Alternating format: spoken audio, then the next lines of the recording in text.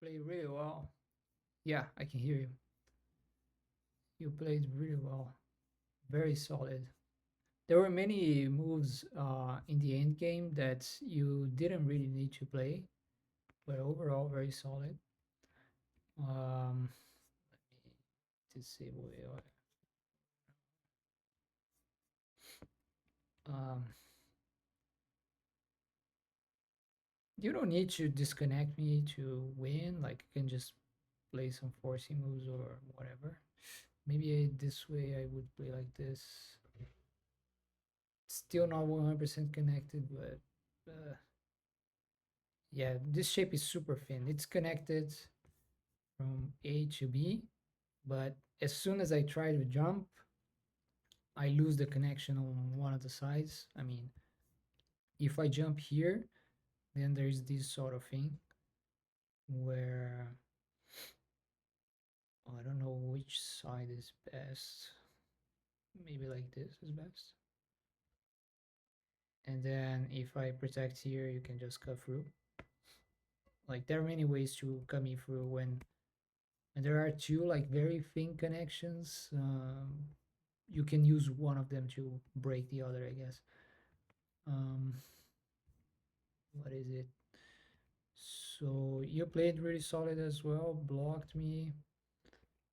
And yeah, from here, from A to B, it's super thin as well, but it's smaller than the rest of the board. So okay, same thing. Now you're alive. You don't need to keep on adding moves to this group. This shape uh, is 99% alive. I can still play D at some point and connect to either one of the E or F groups, but it comes at a cost because the other side will be weaker and you're gonna be stronger than either side probably. So what I mean is that let's say Utenuki, then I can play this one kinda. Well, even now it won't connect, right? So in this case, I can't even do this.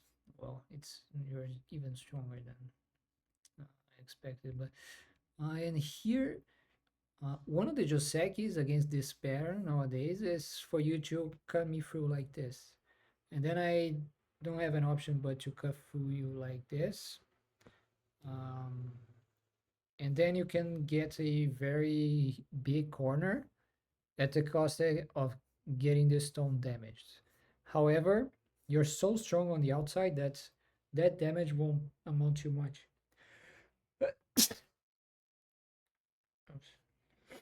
So you can rescue this stone directly, probably, or maybe just go down.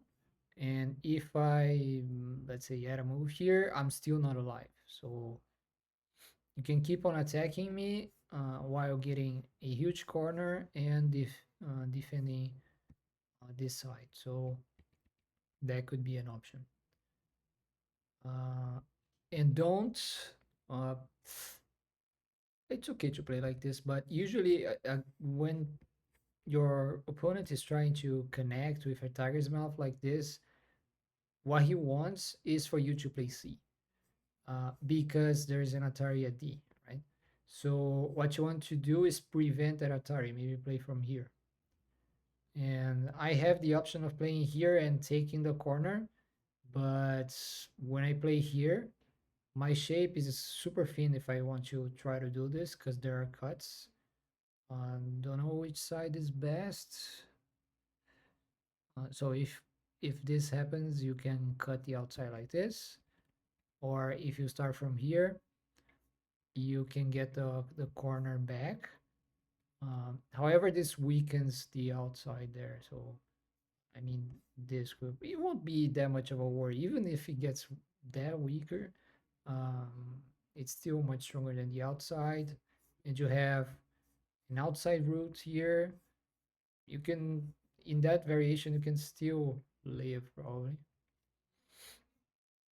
So I would need to maybe do this. There's still a hole here, right? But anyways, if this happens, you can always block here and I can't kill you really.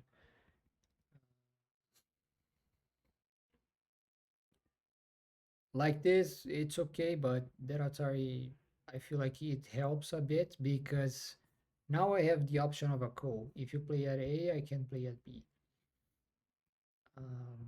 Okay. Again, you don't need this move. And when you play this move and I get A, uh, it might be an overplay on my part because, well, I shouldn't. So, strictly speaking, I shouldn't play at A because I'm still too weak. You can probably still cut me through like this. So I don't have this letter, and so I don't have any ways of capturing you. But I can take the corner, so maybe it's okay to play at A. But then you protect. Let's say you protect here. Yeah. So it is. Oh, it is an overplay to play there. Uh, in a real game, I would just tenuki. I mean, in an even game, because your move at B isn't really threatening much besides points. So I would rather maybe like defend somehow on the outside. This doesn't really defend the cut, but anyways, maybe I can jump. And you can see that uh, if you compare A with any other big move on the board or trying something around B, I think A is too small, right? So you could try to attack me directly, for example, like this. Um, it's already very challenging because you're super strong on the top. You can reinforce yourself to be like uh, so 100%, 110% safe. Um, I still can't capture the A stone because you have a letter breaker here. Yeah, and the C group is weak. The D group is weak. There is a straight Atari here at E. My F group is very weak as well. What else? And this other exchange doesn't help because uh, you're gonna owe me an Atari here. Um, so if you try to cut me at B, I can always play A, and you're gonna get an empty triangle by connecting at C. So let's say at some point you're gonna play here or peep. If you're gonna play A, you're probably aiming at this cutting points or the peep. However, when I play here, you get an empty triangle like this. This is almost always a bad shape, um, and it doesn't do much of. Yeah, it doesn't do much overall on the board. Do you know why the empty triangle is bad? No, you don't. Oh wow. So no, it when I say anything like that, any questions like that, it it impresses me if you don't know actually, because getting this far without knowing is actually uh, meaning that you have a lot of potential because it's a very important concept. Let me just take off the stones.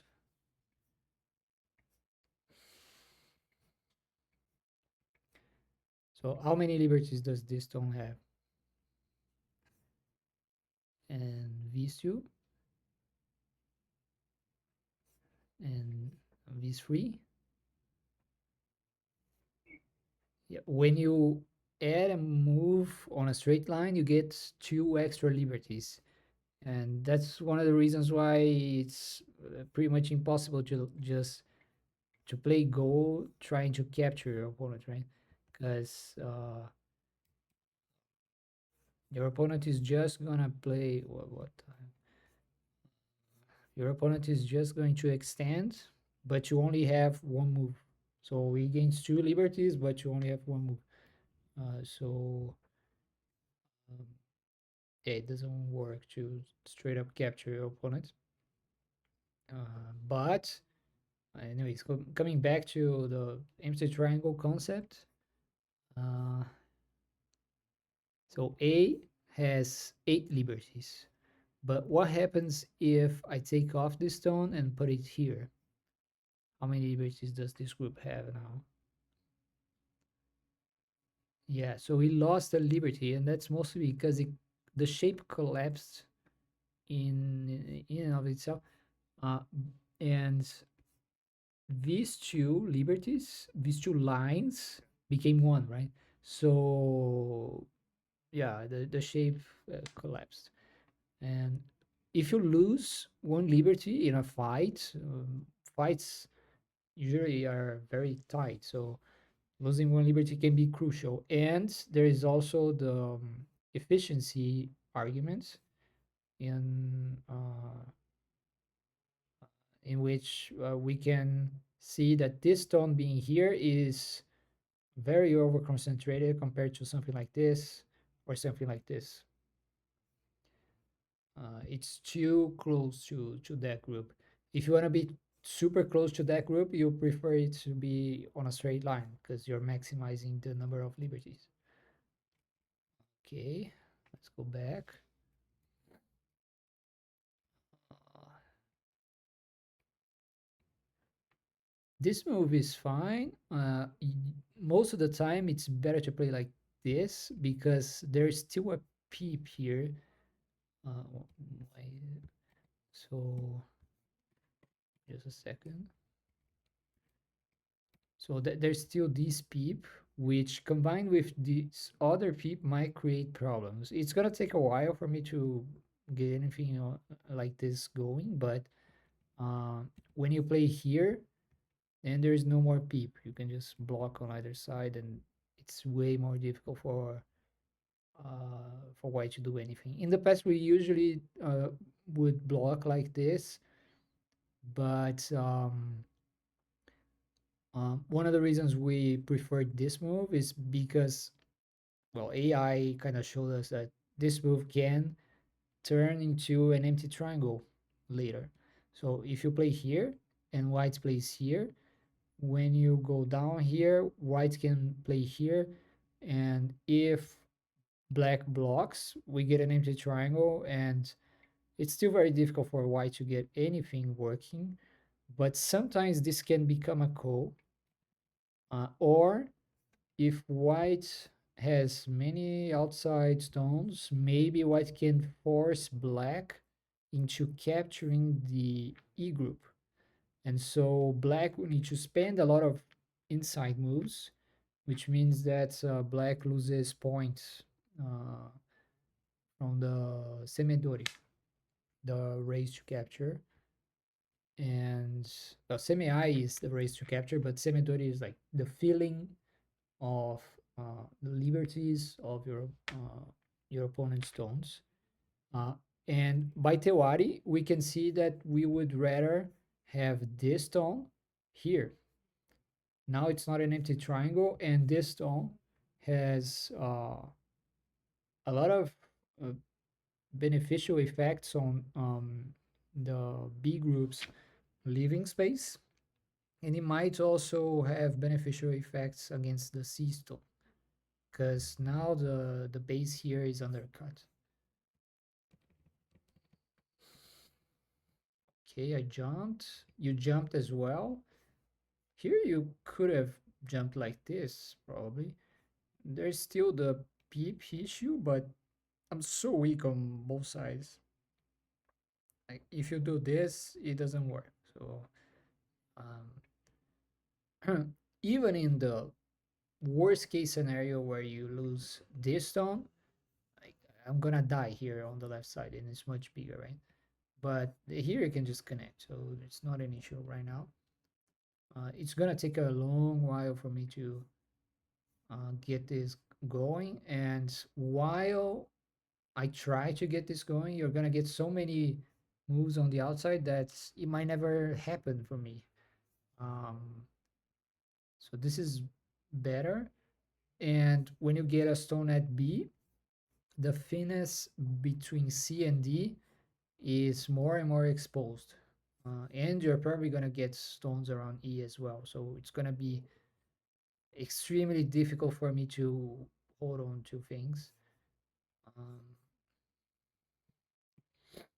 in this group here, the A group, um, it's not gonna die even if I peep here and rescue that stone. It has enough eye space to live, and it can run towards the center. So there's no rush to play from there. But maybe you were trying to play from here because you wanted to attack the AB group, or whatever thing was there. Was that your intention?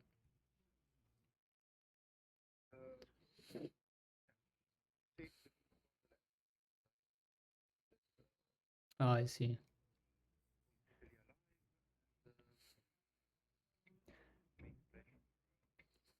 Yeah, what I can do here is play like this.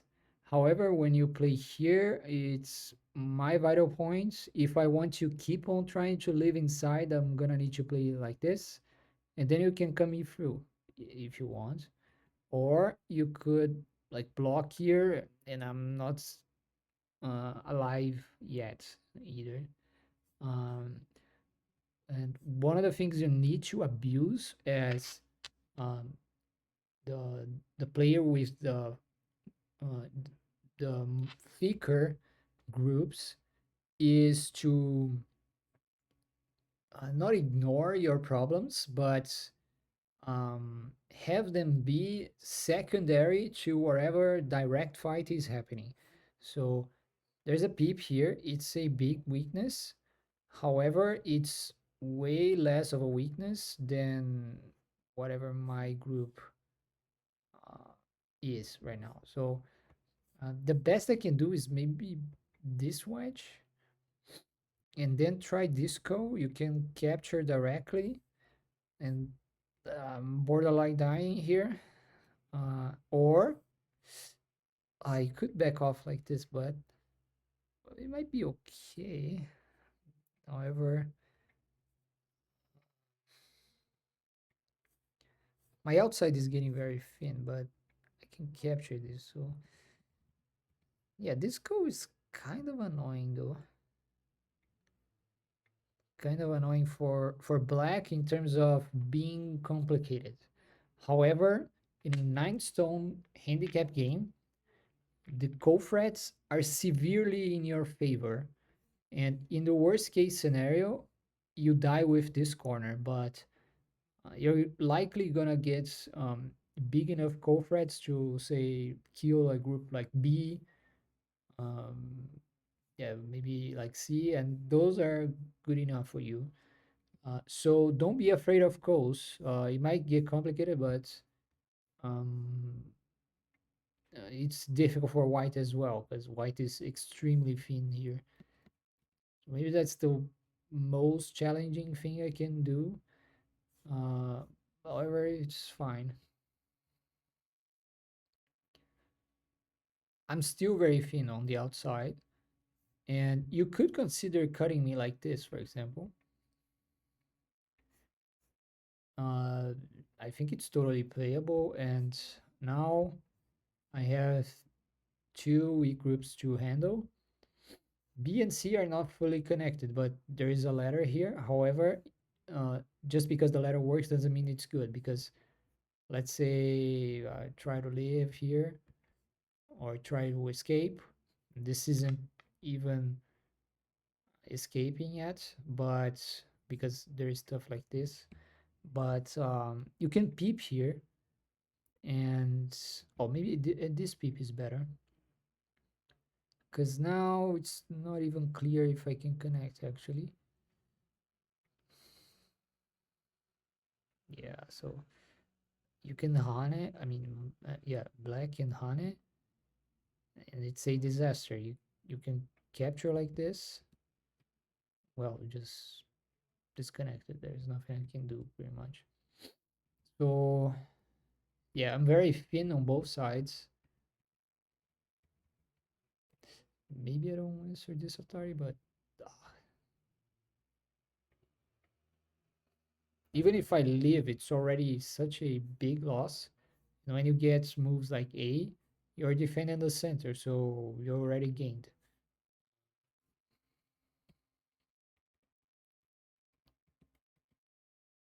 Mm, okay.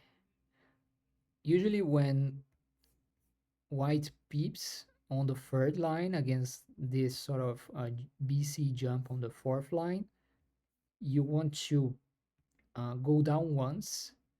White will hunt it back usually. Sometimes it depends on where the shape is, how strong white is on the outside. Sometimes white can push like this, but 99% of the time white will hunt it here. And then you have the option of playing this move, which is kind of risky, but I think it probably works because I'm super weak on the outside. Yeah, it does work. So you could have resisted like this. I understand how risky it seems, but what am I gonna do? Which group wins the semi A, B, or C? C has only like four liberties, and the AB group is on the outside and has many more liberties. So you could have played like this. Uh, Maybe I would need to try something like this. If you connect, well, it's probably very similar. Maybe I can try something like this, but it won't connect. Maybe I can find life inside. If you play here, then I can get this thing going. But with this shape, yeah, like this, I'm gonna live. So you can't really you can't really play 9. You have to play here, and maybe I need this one to try to live in a call. But you do have some thinness on the outside. You could maybe do this to fix things. And now, if I want to live unconditionally, I can. But the attacks on the outside are getting more and more severe. Maybe you can peep here first. And mm, maybe just take the outside. Like, if white needs to connect back like this, it might look like a failure because you didn't kill anything and white lives with everything probably. But you defended this huge area. Your center that looked very big is even bigger now, and you have sent it. So white plays a dummy, a pointless move, uh, while you take the center in a bigger fashion and you get center. So it's terrible for white. If you play like this, I would even consider just playing elsewhere, like trying to activate the Agi around the A stone later. I would maybe try that. But if you back off, then it seems chill for me. And here, mm, I don't think you need to defend. Uh, yeah, I don't see anything. The best I can do is probably a reduction, but there are so many bigger moves. What? Sorry. Let's say you defend the center, something like this. You were afraid of this, for example. But can white really do this? There is a call here sometimes. Oh, maybe this gets to a call, but you can just back off and like I can connect and oh, okay, big deal. You're gonna live. However, this reduction isn't as big as an outside move still. So B or C is really, really big. You take the corner. I'll probably play D and you block at E. But you take the corner. and my group gets smaller and thinner, and it was already very thin from G to H, not really connected. And my IJ group is still very thin. So the A reduction doesn't even add I shape for me, so should be fine.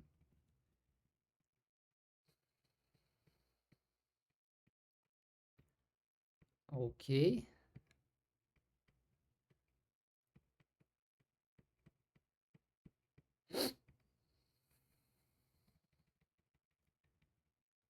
Yeah, the rest of the game you played solid. You also there were bigger moves. I think you could poke at me for a bit. For example, if you play here, it's much bigger than connecting, because you're connecting two groups that are already alive, right? So A is a healthy corner, B is already fine. But if you start poking at C, you're gonna take away so many of my points uh, in center probably. So you play here, maybe I'll defend like this.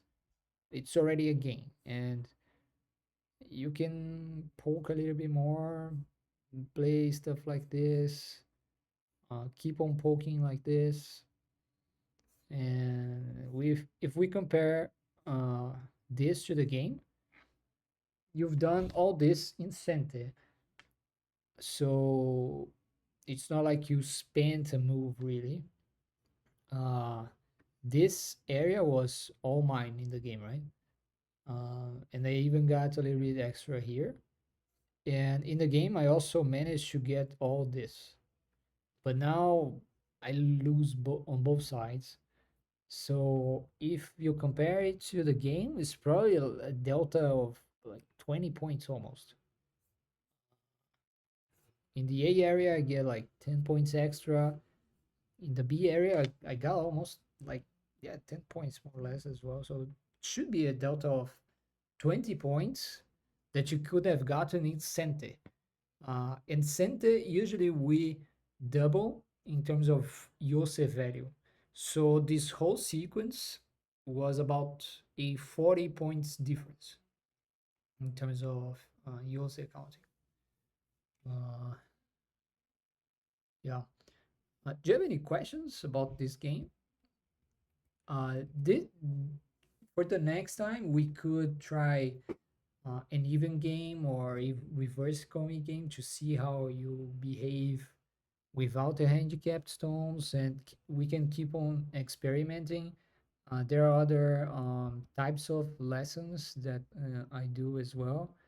For example, recently I've been um, doing what I call um, ethical sandbagging with another student. What I mean by that is I create a weaker account in which I play with my students uh, against other weaker players online, but we always resign. And so it's basically in the end just a teaching game for both sides. And the other side, our opponents, gets a win in the end. So I doubt anyone's gonna get pissed. So in that way, everyone wins, I think. Um, the other two things I do are reviewing games. Uh, we could also review problems or solve problems, but rarely people choose that. And the final type of lesson that people like is an interactive game where I play my students while exposing my thoughts and having the students expose his or hers as well. So uh, we can like discuss move by move what uh, we're thinking about.